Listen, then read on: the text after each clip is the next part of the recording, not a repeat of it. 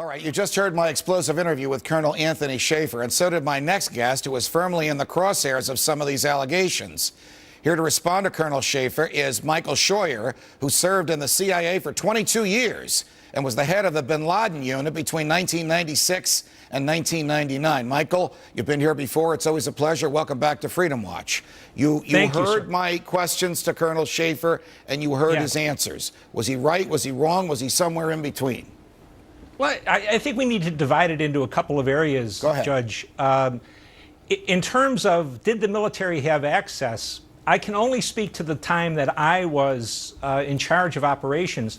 We had always 2 to 3 U.S. military personnel sitting in our spaces, in our desk, reading everything that came in up and down the line, and their job was to share it with the Department of Defense.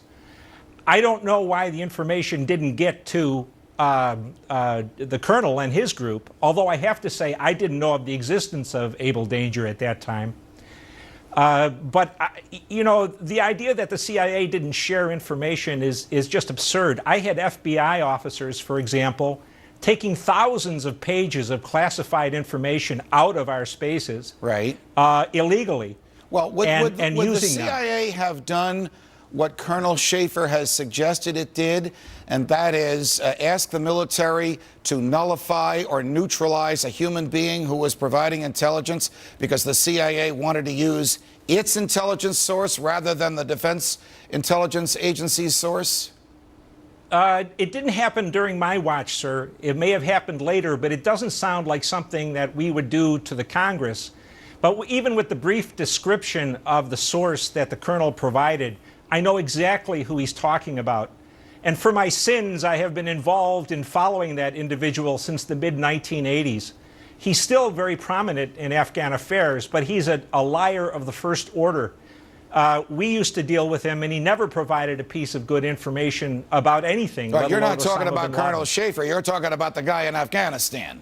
Yes, the person that he described as someone who killed his wife and a narcotics traveler and all that. All right, well, would the CIA go to the 9/11 Commission and say, don't let this guy Scheuer testify because his source is all wet, or would the CIA not get involved? We would not get involved. We would not necessarily know what he was talking about, sir, but what the colonel is absolutely correct on is that the 9/11 Commission and the commissioners themselves were just there to whitewash it. They were blessed with the most brilliant staff you could imagine. But as commissioners, they were clearly there to not let the American people know what happened before 9/11. Was the 9/11 Commission report a whitewash, as Colonel Scheuer says, and as one of the 9/11 commissioners to whom he spoke, and you heard him talk about this person, pretty much agrees? It was a whitewash and a lie from top to bottom. What do you mean a lie from top to bottom, Michael? Well, in my own case, sir, the agency officers who were involved before 9/11 in chasing bin Laden decided that we could not simply testify under oath without providing supporting documentation. And so all of us both testified under oath. I did, I think, 3 times. Right. And provided documents. And I provided myself, let me speak just for myself here, Judge.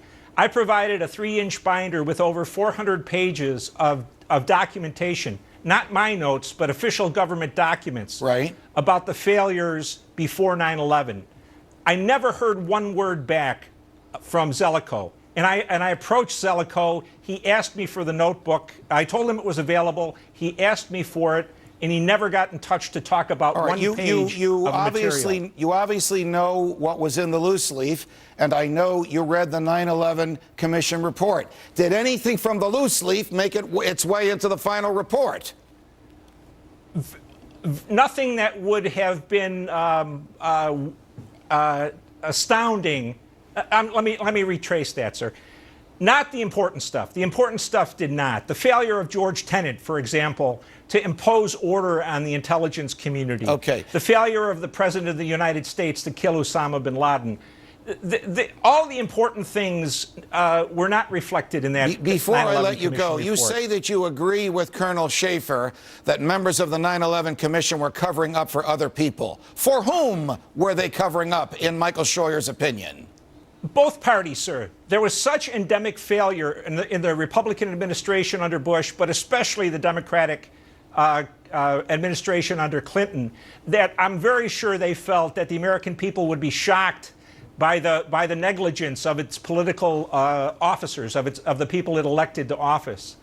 I personally talked to Zellico several times, to a guy named Ben Venista a couple times. Right. They all seemed very interested in what you had to say, but at the end of the day, it didn't make it into the report. All right. Thank you very much, Michael. We will ask Dr. Professor, former staff director Philip Zellico to come on the show next week and to listen to what he has to say about these allegations. Colonel Scheuer, Michael Scheuer, thanks for joining us. You say you want a revolution? Okay. Our next guest says it may be happening in about 3 weeks on Election Day. Ron Paul, there he is. He's here next. You want a revolution?